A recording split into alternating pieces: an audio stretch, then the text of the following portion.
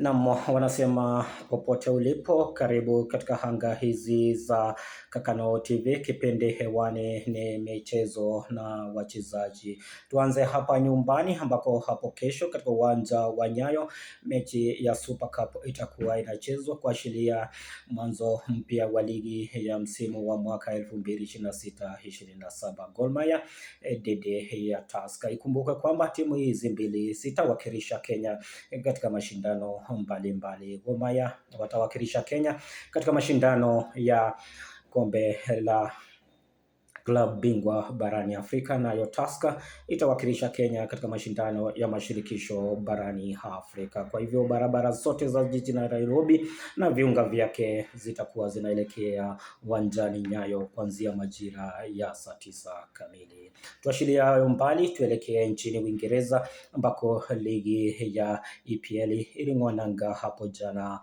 Emirates.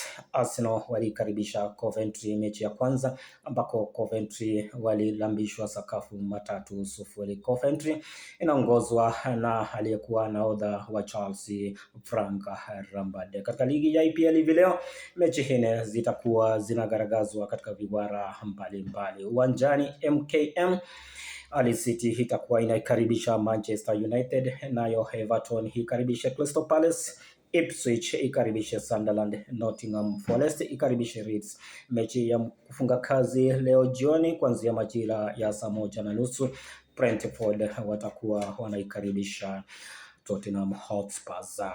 Hayo ndiyo yalikuwa katika viwanjani mbalimbali. Ni Teno Kumbati, nitaitika kabla niange hanga hizi ni kuache kwa methali semaye hazina mwana haelekejiwe. Tukutane kesho uwanjani Nyayo mechi ya Gor Mahia dhidi ya Tusker.